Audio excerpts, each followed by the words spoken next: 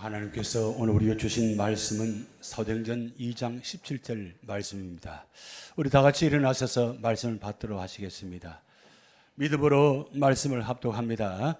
하나님이 말씀하시기를 말세 내가 내 영을 모든 육체에 부어주리니 너희의 자녀들은 예언할 것이요 너희의 젊은이들은 환상을 보고 너희의 늙은이들은 꿈을 꾸리라. 아멘.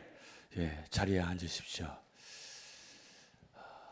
사도행전 2장 17절 말씀을 이제 세 번째 말씀을 보는 시간입니다. 이제 말씀을 다 외우실 수 있죠?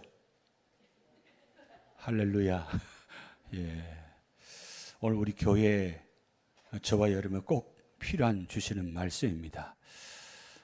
하나님께서 우리에게 다가오실 때 항상 세 가지 모습으로 다가오신다고 말씀드렸습니다.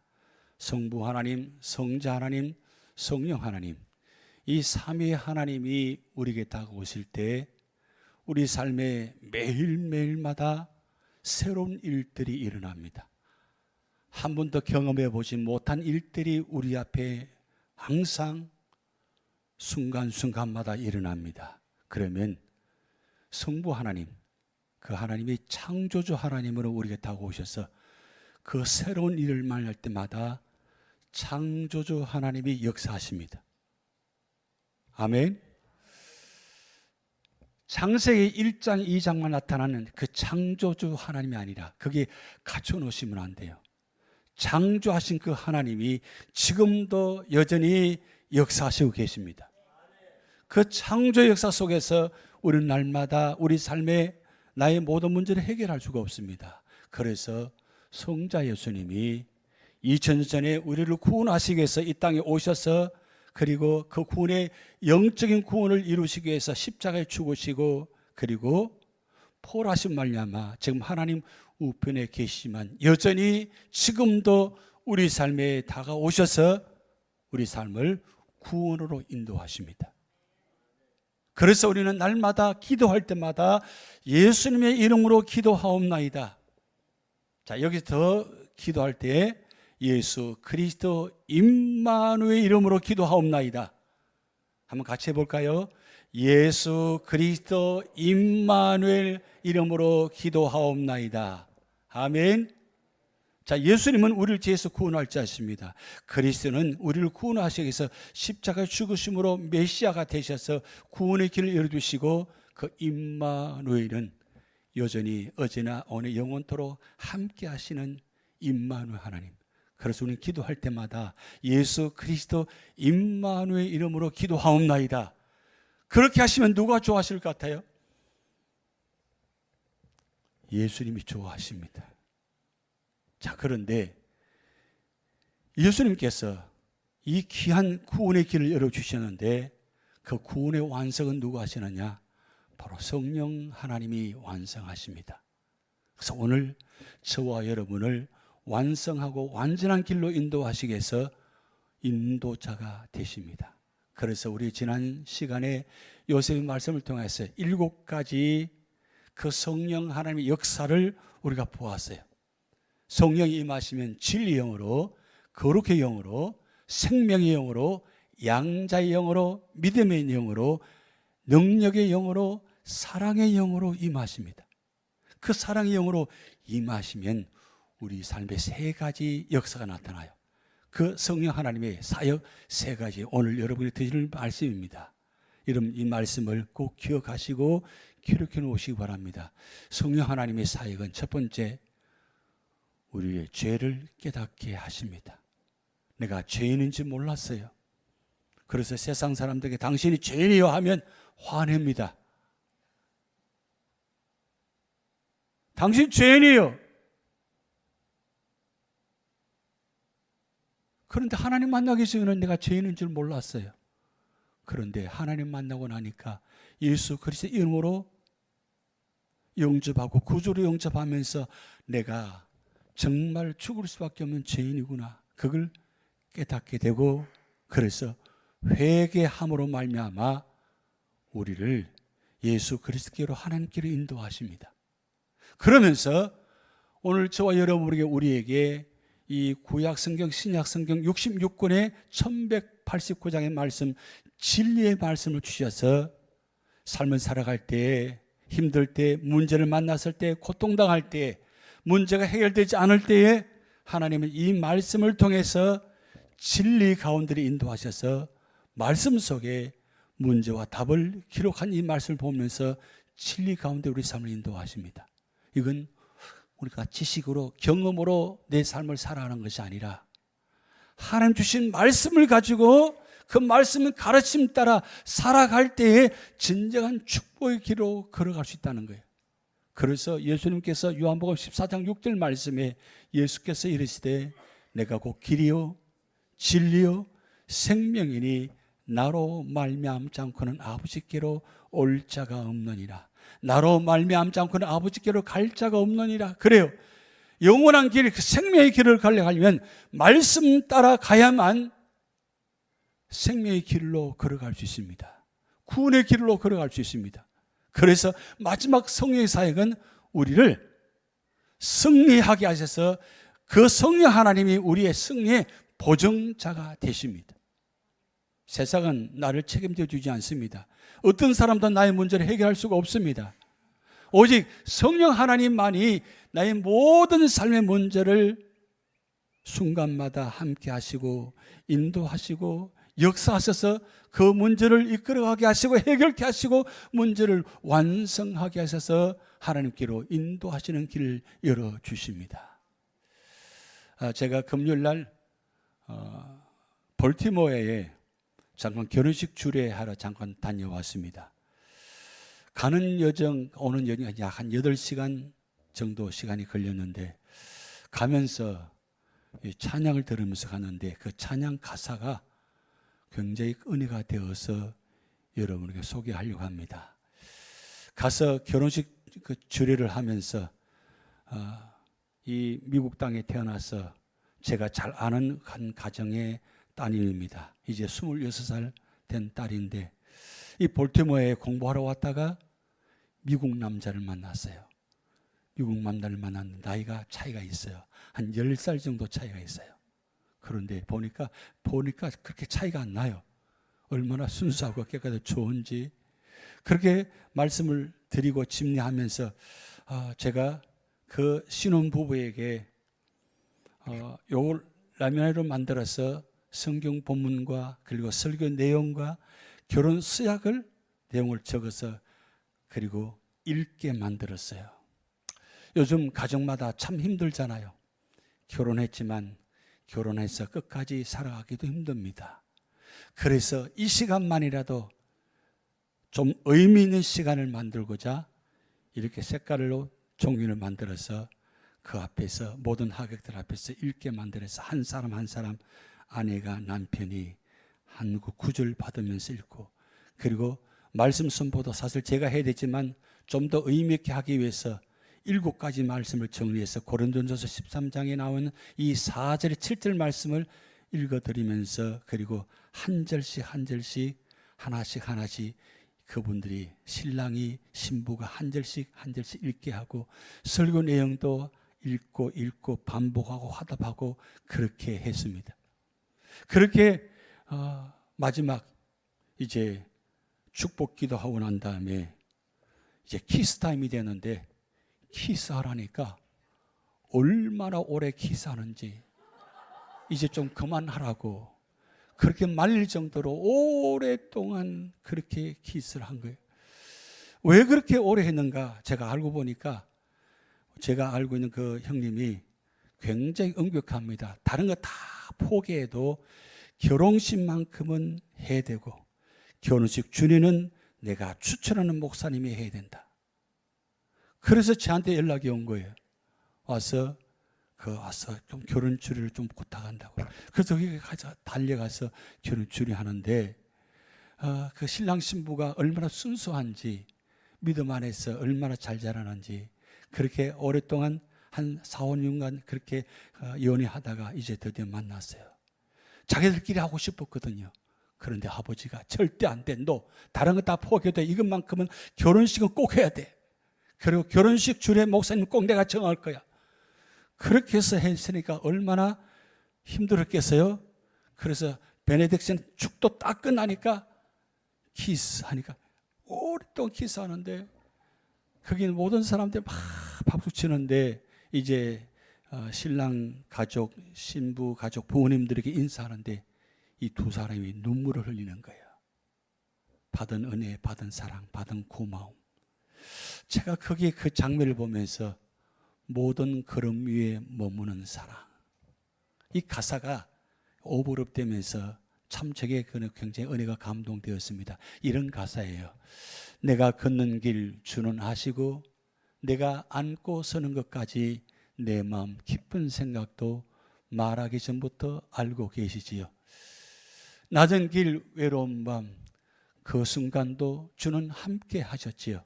모든 걸음 위에 머무는 사랑 내 앞뒤를 감싸시는 주 내게 안수하신 그 손길로 나는 결코 혼자가 아니었지요. 주님 안에 나의 걸음은 언제나 사랑 안에 있었지요.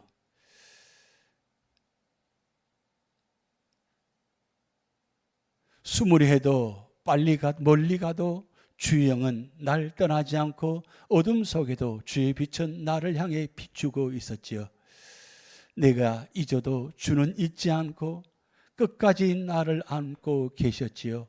모든 걸음 위에 머무는 사랑 내 앞뒤를 감싸시는 주 내게 안수하신 그 손길로 나는 결코 혼자가 아니었지요. 주님 안에 나의 걸음은 언제나 사랑 안에 있었지요. 주께서 나의 길을 아시고 나를 살피시며 함께 걸으시지요. 내가 어디에 있든지 그 사랑은 내 위에 머무르지요. 모든 걸음 위에 머무는 사랑 내 영혼을 품으시는 주 넘어진 날에도 여전히 그 품 안에 있었던 나 이제 고백해요. 주님 안에서 나의 모든 걸음은 사랑이었지요. 어떻습니까? 여러분 지난 한 주간 여러분 걸음걸음마다 그 주님의 사랑이 성령님의 사랑이 함께 하심을 느끼셨습니까? 우리는 느끼지 못하고 알지 못해도 하나님은 우리와 함께 하시고 그 걸음을 인도하셨습니다. 여러분 삶의 자리에 하나님께서 특별히 사랑하는 사람을 오늘 여러분에게 소개하려고 합니다. 구약의 요셉의 형제들 중에 유다라는 형이 있습니다. 그 유다 형을 통해서 하나님은 놀라운 구원의 계획을 만들어 가시는데 특별히 6기 4장에 보면 18절에서 22절에 갑자기 족보 이야기가 나옵니다. 시작을 이렇게 합니다. 베레스의 계보는 이러하니라. 자, 그런데 여기 이 계보는 존재해서는 안 되는 계보입니다. 왜냐하면 이 베레스는 유다와 다말 시아버지와 며느리 사이 속에서 태어난 아들이기 때문입니다. 여러분 말이 되는 이야기예요? 말이 안 되는 이야기입니다. 그런데 놀랍게도 하나님은 이 베레스의 계보를 통해서 다윗을 태어나게 만드십니다. 여러분 삶의 자리에 아직도 나는 왜 우리 이런 가정에 태어났어? 내가 좀 좋은 가정에 태어났더라면 좋은 환경에 태어났더라면 내가 이렇지 않았을 텐데 여러분 그렇게 생각해 본 적이 없으세요? 자라면서 지내오면서 뭔가 좀 도움이 필요할 때 누군가 나를 도와주지 않아서 조금만 도와주면 조금만 함께하면 조금만 배경이 있으면 충분히 나는 일을 쓸 수 있고 성공할 수 있을 텐데 아무리 살펴봐도 배경적으로는 모든 게 다 상황이 너무 힘든 상황이에요. 그럴 때마다 많이 탄식하며 지내왔을 것입니다. 바로 이 가정이 그런 가정이었습니다. 그런데 놀랍게도 하나님은 이 가정을 통해서 이렇게 세우십니다. 다윗을 낳았더라. 자, 여러분 이 다윗이 성령의 역사가 임합니다. 여러분 그런데 15세 소년 때에 하나님을 그를 부르십니다. 기억하십시오. 15세 소년 때에 하나님께서 사무엘을 통해서 부르시는데 사무엘상 16장 12절에 이렇게 말씀하고 계십니다. 이에 사람을 보내 그를 데려오매 그의 빛이 붉고 눈이 빼어나고 얼굴이 아름답더라. 지금 다윗은 한 시골 한 곳에서 양을 치고 있는 사람입니다. 15세 나이에. 뭐가 그렇게 아름답게 했어요? 뭐가 그렇게 얼굴이 갖춰져 있겠어요? 그런데 사무엘이 이 이세 아들 8번째 아들 그를 불러와서 얼굴을 보니까 그의 빛이 붉고 눈이 빼어나고 얼굴이 아름답더라.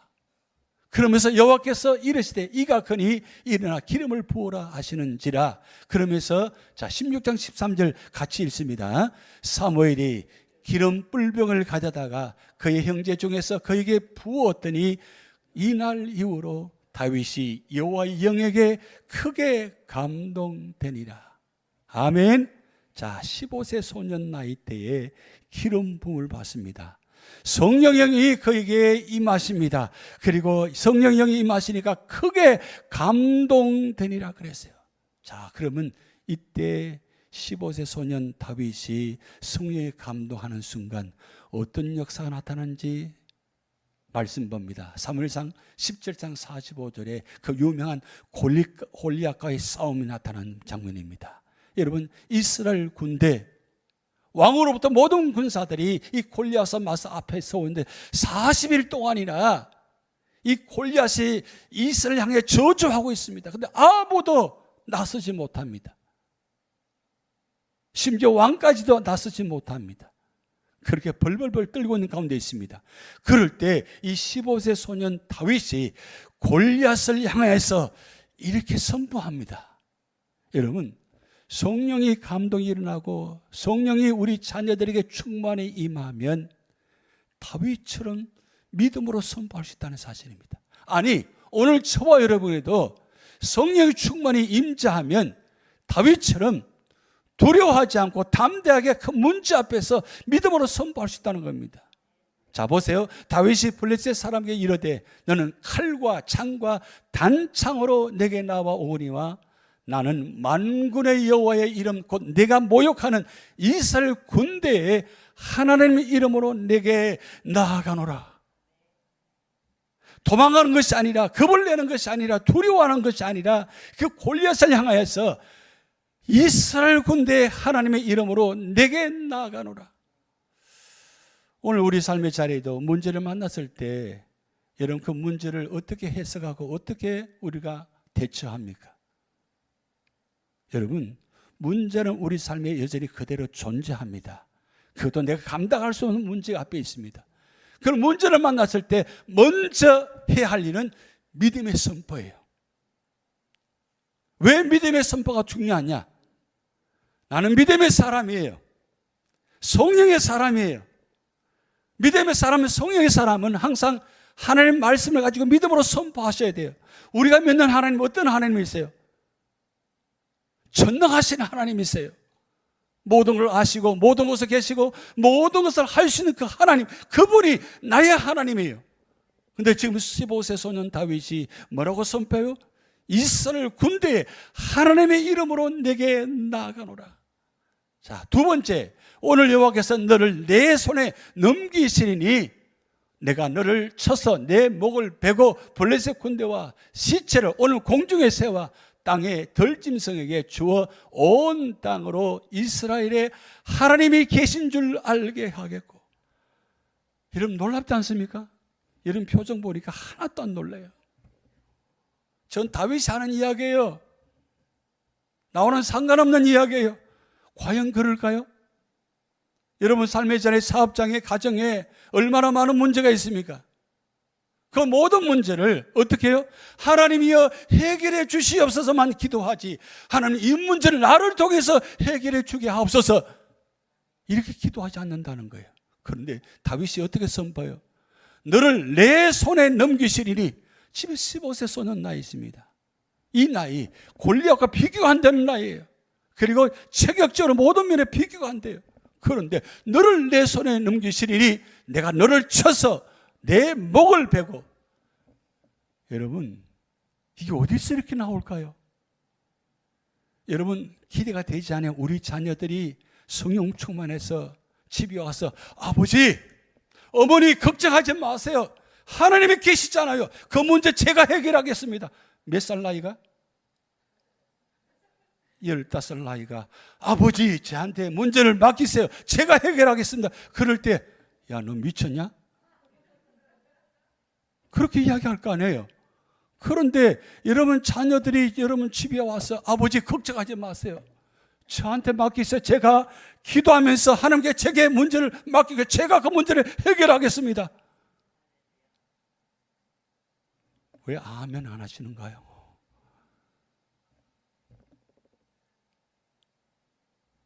이게 바로 성령의 사람의 선포예요. 여러분 나이가 문제 아니에요. 그럼 이야기하죠. 나이가 문제 아니에요. 나이가 문제예요. 자꾸 우리는 늘 이야기하는 내 나이 때 보세요. 그래서요. 여러분 나이를 초월해서 젊은 사람이 되는 자녀들이든지 성령에 충만하면 이런 믿음의 선포가 나오는 거예요. 여러분 세 번째 보세요. 또 여호와의 구원하심이 같이 합독합니다. 칼과 창에 있지 아니함을 이 무리에게 알게 하리라. 전쟁은 여호와께 속한 것인즉 그가 너희를 우리 손에 넘기시리라. 아멘. 여기서 놀라운 건 지금 골리앗은 칼과 창으로 무장했어요. 골리앗은 문을 뚫려면 칼과 창으로 해결해야 돼요. 그런데 아무도 해결하지 못합니다. 그런데 다윗은 칼과 창이 없어요. 단 하나 들고 있는 돌 5개, 물맷돌 5개밖에 없어요. 그래도 5개 다 사용하지도 않았어요. 딱 하나만 사용하였어요. 한 번 던져보고 실패하고 한 번 던져보고 실패해서 5번째 맞았더라. 아니에요. 딱 하나 던졌는데 골리앗을 무너뜨립니다. 여기서 칼과 창에 있지 아니함을 이 무리에게 알게 하리라. 여러분 이 말씀 무슨 뜻이에요? 오늘 우리 삶의 모든 문제는 이 문제가 내 방법, 내 지식, 내 경험으로 해결하는 문제가 아니라는 뜻이에요. 결국 누가 해결해 주시느냐? 하나님이 믿음의 사람을 통해서 해결하십니다. 그래서 보세요. 그가 너희를 우리 손에 넘기시리라. 왜 하나님께서 이 다윗을 통해서 이렇게 믿음을 선포해야 할까요? 하나님이 모든 것 다 하실 수 있습니다. 오늘도 마찬가지 하나님께서 우리 권력 같은 문제를 하나님 다 해결해 주실 수 있습니다. 그런데 하나님은 우리 연약한 우리, 나는 할 수 없어요. 나는 부족해요. 나는 못해요. 이런 사람을 하나님은 성령으로 충만케 하셔서 할 수 있다 하시니는 나의 능력 주 하나님. 이때쯤 되면 같이 불러주셔야죠. 믿음만이 능력이라 하시네. 여러분 결국 우리의 힘으로 하는 것이 아니라 믿음만이 이 문제를 해결할 수 있다는 겁니다. 그런데 중요한 건 하나님은 믿음의 사람을 통해서 문제를 해결하기를 원하십니다. 자, 그러면 오늘 우리 교회, 우리 가정에 우리 자녀들 문제를 만났을 때 누구를 통해서 이 문제를 해결하게 하기를 원하십니까? 변호사를 통해서요? 교회를 통해서요? 급하면 목사님 주께서 오셔서 기도해 주세요. 여러분 그때 하나님은 너를 통해서 해결하기를 원해. 너야. 문제는 너야. 문제는 문제 있는 것이 아니라 문제는 너에게 있는 거야. 오늘 왜 이 문제를 해결하지 못하고 문제 때문에 실족합니까? 결국 내가 문제예요. 다른 사람 문제가 아니에요. 다 내 문제예요. 나 때문이에요. 하나님은 다윗을 통해서 선포합니다. 우리 손에 넘기시리라. 이게 바로 CBS 소년의 믿음의 선포입니다. 자, 여러분 두 번째 30세에 여러분 왕이 됩니다. 10년 동안 그 장인은 사울 왕을 통해서 도망자의 삶을 살았습니다. 심지어는 외국까지 넘어가서 목숨을 연명하기 위해서 그렇게 온갖 방법을 다 동원해 갈 곳이 없어요. 그러니까 10년 동안 다윗은 도망자의 삶을 살면서 그 수많은 고난과 죽음 앞에서 그런 훈련 받습니다. 고난의 훈련을 10년 동안 받고 난 후에 하나님께서 30세에 그 왕이 되게 하십니다. 왕이 되게 하시면서 그가 환상을 보고 선포하는데 여러분 성경의 많은 구절 가운데 특별히 오늘 두 구절을 여러분 기억하셔야 돼요. 자, 사무엘하 5장 12절 다윗이 여호와께서 자기를 세우사 이스라엘 왕으로 삼으신 것과 그의 백성 이스라엘 위하여 그 나라를 높인 것을 알았더라. 자, 30세에 왕이 되었습니다. 30세에 헤브론의 왕이 되고 37세에 이스라엘 왕이 돼서 전체 왕이 됩니다. 자, 여러분, 왕이 될 때에 그가 고백하기를 내가 세운 것이 아니라, 내가 세워진 것이 아니라 하나님이 나를 세우셨다. 그러면서 그 나를 높이신 것을 알았더라, 깨달았다는 말이에요. 여러분, 오늘 여러분 하나님께서 여러분을 세우셨습니다. 그 사실을 믿으십니까? 여러분, 왜 나에게 장로님, 권사님, 집사님으로 직분 주셨습니까? 왜 나를 성도로 세우셨습니까? 왜 하나님 믿는 사람으로 세워졌습니까? 내 힘으로 세워진 거예요? 아닙니다. 하나님이 나를 세우셨어요. 그걸 알았더라. 여러분, 이 알았더라는 게 굉장히 중요합니다. 깨달았더라. 알면 겸손합니다. 알면 절대 그렇게 할 수 없어요. 왜 그렇게 하느냐고요? 왜 문제를 일으키느냐고요? 몰라서 그런 겁니다. 근데 진짜 아는 사람은 겸손합니다. 왜요? 그거 알기 때문입니다. 결국 모든 문제의 통로는, 문제 해결은 하나님께 있다는 사실을 알기 때문입니다. 그래서 내가 있는 이 현존의 자리, 내가 이 자리에 세워진 것, 여러분, 내가 잘나서 내가 능력이 있어서 세워진 것 같죠? 아닙니다. 하나님이 합력하여 선을 이루어서 이 자리에 있게끔 하신 거예요. 그러면서 두 번째 고백을 보시기 바랍니다. 사무엘하 7장 24절 같이 합독합니다. 주께서 주의 백성 이스라엘을 세우사 영원히 주의 백성으로 삼으셨사오니 여호와여 주께서 그들의 하나님이 되셨나이다. 왜 하나님께서 이스라엘을 세우셨을까요? 그것은 그들의 하나님이 되시기 위해서 세우셨다는 거예요. 여러분, 저는 이 말씀 보면서 정말 큰 감동을 받는 겁니다. 왜 나를 세우셨는가? 왜 우리 교회를 세우는가? 왜 우리 가정을 세우셨는가? 그것은 하나님 되시기 위해서, 나의 하나님 되시기 위해서 세우셨다는 거예요. 여러분, 우리 하나님은 전능하신 하나님이십니다. 우주 만물을 창조하시고 우리가 가까이 할 수 없는 그런 놀라운 하나님입니다. 그 하나님이 우리가 가까이 오셔서 우리와 함께 하시는데 나의 하나님 되신다는 거예요. 여러분, 우리가 찬양할 때 나의 하나님, 나의 하나님 찬양 드려요. 그만큼 행복한 일이 어디 있어요? 하나님이 나의 하나님이에요. 하나님은 나의 하나님이십니다. 이 고백이 최고의 고백이에요. 여러분, 하나님 믿으면서 신앙생활하면서 가장 중요한 고백이 뭡니까?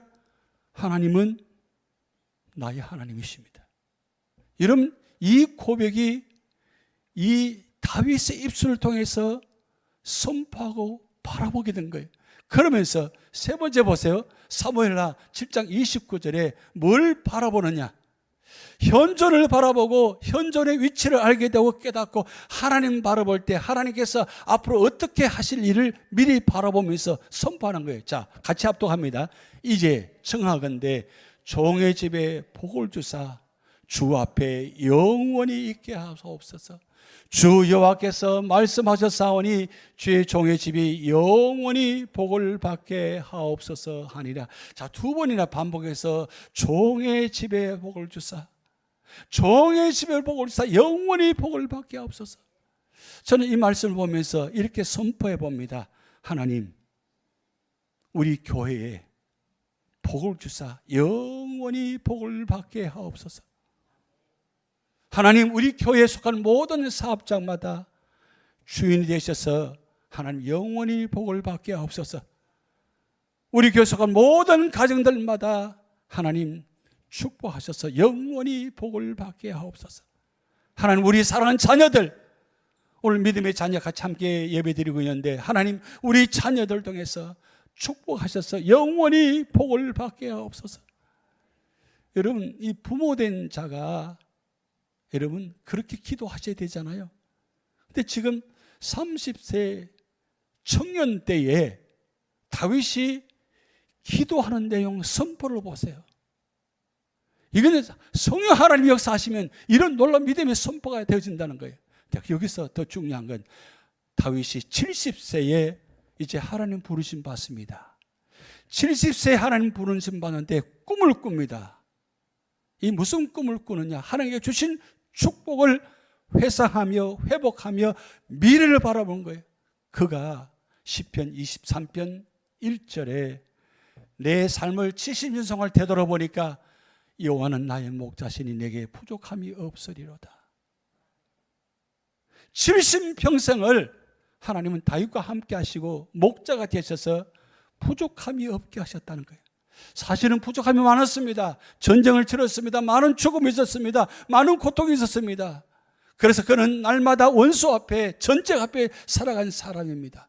그런데 그럴 때마다 하나님이 목자가 되셔서 함께 하셨기에 부족한 가운데도 부족함이 없으리로다. 왜요? 하나님 계시니까요. 선능하신 하나님 함께 하시니까요. 여러분 시편 23편 1절을 다시 한번 같이 한번 고백합니다. 여호와는 나의 목자시니 내게 부족함이 없으리로다. 자, 여기서 지난을 회상하면서 다시 꿈을 꿉니다. 바로 6절에 내 평생의 선하심과 인자심이 반드시 나를 따르니 내가 여호와의 집에 영원히 살리로다. 여러분 하나님 부르심 받는 것 그 우리는 준비하셔야 돼요. 그런데 여러분 이 부르심 받을 때 우리가 고백이 있어야 돼요. 하나님 내가 여호와의 집에 영원히 살기를 원합니다. 그런데 다윗은 그곳에 가서만 영원히 사는 것이 아니라 지금 현재도 하나님의 집에 머물면서 함께 살았다는 거예요. 여러분 하나님과 동행하지 않은 사람은 절대로 이 소망을 가질 수가 없어요. 여러분 지난 한 주간 동안 삶을 살아오면서 내가 머무는 자리가 하나님과 함께하는 자리였습니까? 그 하나님이 나와 함께 계시는 믿었습니까? 그 하나님께 인도하심을 따라 오늘 성일 주일전에 나와서 예배드리고 있습니다. 그러면서 나의 앞길을 바라보면서 하나님 내가 여호와의 집에 영원히 살리로다. 여러분 이 놀라운 고백이 여러분의 고백이 되실 수 있습니다. 근데 여기서 다윗이 왜 70년 동안 살게 하셨는가? 60년의 생을 끝낼 수도 있잖아요. 그런데 왜 70년간을 살게 하셨는가? 그 이유가 여기 있습니다. 바로 솔로몬 아들을 세우기 위함입니다. 여러분 이때 당시에 다윗의 아들 아도니아가 자기가 왕이 되겠다고 모반해서 배신하고 그리고 왕이 되려고 하고 있었습니다. 그때의 다윗의 모습은 아주 연약한 모습이었습니다. 힘이 없는 모습이었습니다. 그래서 침상에 누워있던 모습입니다. 그래서 열왕기 상의 1장에 보면 다윗이 마지막 모습은 정말 참 비참한 참 힘든 모습으로 살아간 모습입니다. 그런 가운데 마지막 자기에 맡겨진 소명 그걸 깨닫고 다시 일어서서 이렇게 선포합니다. 내가 이전에 이스라엘 하나님 여호와를 가리켜 내게 맹세하여 이르기를 내 아들 솔로몬이 반드시 나를 이어 왕이 되고 나를 대신하여 내 왕위에 앉으리라 하였으니 내가 오늘 그대로 행하리라. 내가 오늘 그대로 행하리라. 이 말씀은 하나님께서 명령하신 그 약속을 내가 그대로 지킨다는 말씀이에요.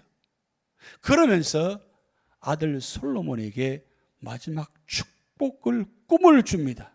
자, 이 말씀이 오늘 여러분에게 주신 말씀입니다. 자, 열왕기상 2장 3절을 같이 합독합니다.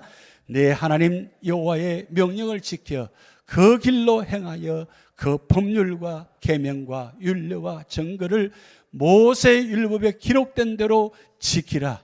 그리하면 내가 무엇을 하든지 어디로 가든지 형통할지라. 아멘. 자, 이게 첫 번째 축복입니다. 자, 두 번째 축복 같이 있습니다.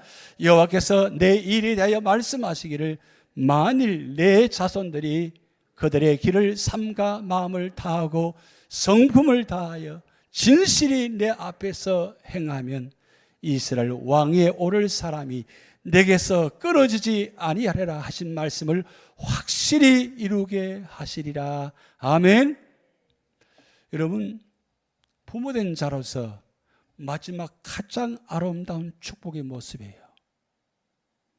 여러분 자녀들에게 이런 축복의 말씀을 선포하실 수 있어야 돼요.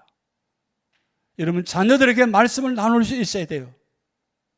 제가 제일 지금 매일마다 가장 큰 심율 이루는 것, 말씀을 한 절씩 매일 제 아들에게 보내는 거예요. 지금 직장생활은 바쁩니다.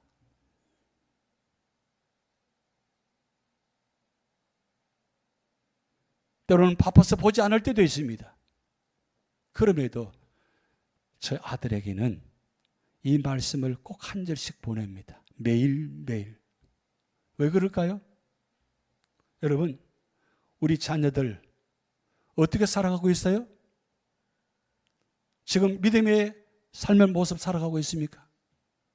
그렇게 환경이, 그렇게 여건이 호락호락하지 않습니다. 그럼에도 부모된 자로서 해야 할 일은 바로 이거예요. 여러분, 매일매일마다 자녀에서 기도하시기 바랍니다. 자녀에게 말씀을 나누시기 바랍니다. 여러분이 해줄 건 아무것도 없어요. 그거 할 수 있는 것은 믿음의 유산을 남기는 거예요. 여러분, 다윗이 부모된 자로서 믿음으로 살아오지 않았다면 이 축복이 그 솔로몬이 받을 때 제대로 받겠어요? 그런데 다윗은 70년간 정말 믿음으로 살아왔습니다. 그리고 아들 솔로몬에게 이 믿음의 유산을 남기잖아요. 이 유산을 남기로 말미암아 하나님께서 신약 성경에 사도 바울을 통해서 이 다윗이 어떤 사람인가를 사도행전 13장 22절에 이렇게 말씀 기록이 있습니다. 내 마음에 맞는 사람이라 내 뜻을 다 이루리라. 그래요. 70평생을 환상을 보고 말씀을 듣고 선포하고 정말 꿈을 꾸면서 살아온 그 70년생의 그 삶의 자리의 마지막 흔적을 통해서 하나님은 남김을 통해서 하나님 후대에 이 사도 바울을 통해서 이렇게 고백하게 만듭니다. 여러분, 성경 인물 중에 이만한 칭찬이 없어요. 이만큼 인정받은 사람이 없어요. 유일무이하게 내 마음에 맞는 사람이라 내 뜻을 다 이루리라. 자, 그럼 이 뜻이 무슨 뜻일까요? 그러면서 23절에 이렇게 말씀 기록되어 있습니다. 하나님이 약속하신 대로 이 사람의 후손에서 이스라엘을 위하여 구주를 세우셨으니 곧 예수라. 저는 이 말씀을 보면서 이렇게 믿음의 기도가 되었습니다. 말씀을 준비하면서 하나님, 오늘 유저지 연합적인 모든 성도들 하나님 후손 가운데서 세계를 구원할 자가 나타나게 하옵소서. 여러분, 이 말씀을 보지 않으면, 말씀의 은혜 받지 않으면 이런 기도가 나올 수 없어요. 여러분 삶의 자리에 여러분 후손들을 위해서 기도하는데 하나님, 이 사람의 후손에서 나를 통해서, 나의 후손을 통해서 세상을 구원한 예수처럼 예수님을 닮은 사람이 나오게 하옵소서. 이게 얼마나 놀라운 꿈이에요. 최고의 꿈이잖아요. 하나님께서 저와 여러분 부르신 이유가 있어요. 왜 부르셨을까요? 부르신 이유가 있다는 거예요. 오늘 여러분 이 찬양을 같이 함께 마지막으로 드립니다. 하나님 부르심은 후회하여 없습니다. 여러분 다윗을 부르시는데 후회하셨어요? 후회하시지 않았었어요. 다윗을 통해서 하나님 그 계획을 만들어 가시는데 이 사람의 후손에서 이스라엘을 위하여 구주를 세우셨으니 곧 예수라. 하나님이 다윗이 70평생을 믿음으로 헌신함으로 말미암아 그를 통해서 예수 그리스도가 이 땅에 오셨습니다. 오늘 우리 교회 왜 세우셨을까요? 왜 저와 여러분을 이 땅에 세우셨을까요? 분명히 구원의 계획이 있습니다. 믿음으로 바라보시면서 함께 찬양 드립니다. 하나님의 부르심에는 후회하심이 없네. 내가 이 자리에 선 것도 주의 부르심이라. 하나님의 부르심에는 결코 실수가 없네. 나를 부르신 하나님의 신실하심을 믿네. 날 부르신 내 생각보다 크고 날 향한 계획 나의 지혜로 정량 못하나 가장 좋은 길로 가장 완전한 길로 오늘도 날 이끄심이네. 작은 나를 부르신 뜻을 나는 알 수 없지만 오직 감사와 순종으로 주의 길을 가리라. 아멘. 때론 내가 연약해져도 주님 날 도우시니 때로 놀라운 그 계획을 나는 믿으며 살리. 아멘. 날 부르신 뜻 내 생각보다 크고 날 향한 계획 나의 지혜로 청량 못하나 가장 좋은 길로 가장 완전한 길로 오늘도 나를 이끄시니 가장 좋은 길로 가장 좋은 길로 가장 완전한 길로 오늘도 날 이끄심 믿네. 아멘. 일부 예배 드릴 때 이 찬송 부르는데 표정들이 안 좋으세요. 왜 표정이 안 좋으세요 하니까 저는 좋은 길로 가고 있지 않습니다. 지금 고난의 길을 가고 있습니다. 힘든 길로 걸어가고 있습니다. 그래서 저는 주님이 이끄심을 믿지 못하겠습니다. 그런 표정이에요. 지금 이런 표정도 어떻습니까? 내 가는 길이 지금 좋은 길로 가고 있어요? 완전한 길로 가고 있어요? 아멘 하신 분만 믿음대로 될지어다. 여러분, 우리 눈에 보기는 좋은 길이 아니고 험한 길이고 고난의 길입니다. 여전히 여러분, 우리는 항상 꽃길로 가지 않습니다. 험한 길로 갑니다. 여러분, 욥기 23장 10절 말씀에 그렇게 고백했어요. 나의 가는 길을 오직 그가 아시나니 나를 단련하신 후에는 정금보다는 순금이 낫겠죠. 순금같이 되어 나오리라. 그래요. 우리 눈이 어떤 믿음으로 바라보느냐, 거기 따라서 좋은 길, 완전한 길이 보일 겁니다. 지금 아닌다 할지라도 분명히 하는 계획이 있었습니다. 여러분, 다윗이 좋은 길로 걸어가지 않았어요. 고통길, 사망의 길로 걸어갔습니다. 그런데 다윗이 어떻게 고백했어요? 내가 사망의 엄침한 골짜기로 다닐지라도 해를 두려워하지 않을 것은 주께서 나와 함께 하심이라. 주의 지팡이와 막대기로 나를 안위하시나이다. 주께서 내 원수의 목전에서 내게 상을 차려주시고 기름을 내 머리에 부으셨으니. 할렐루야. 큰 소리로 찬양돼. 그래요. 화났어요? 내 잔이 넘치나이다. 언제 잔이 넘치게 해주실까요? 하나님의 시간대에 하나님 때 잔이 채워집니다. 그때를 바라보시고 포기하지 마세요. 하나님께서 포기하지 아니하시고 여러분을 인도하십니다. 그래서 우리는 세 가지 말씀 기억하세요. 우리는 말씀을 선포하고 주신 것을 바라보고 그리고 구원을 축복하시는 꿈을 꾸는 여러분 되시기 바랍니다. 기도하시겠습니다. 하나님 아버지 감사드립니다. 성령 하나님 역사로 말미암아 다윗을 인도하신 것처럼 오늘 우리 교회 모든 성도들 하나님 인도하셔서 예수 그리스도의 이름으로 승리하는 놀라운 구원의 역사가 나타나게 하여 주시옵소서. 감사드리며 예수 그리스도 임마누엘 이름으로 기도하옵나이다. 아멘.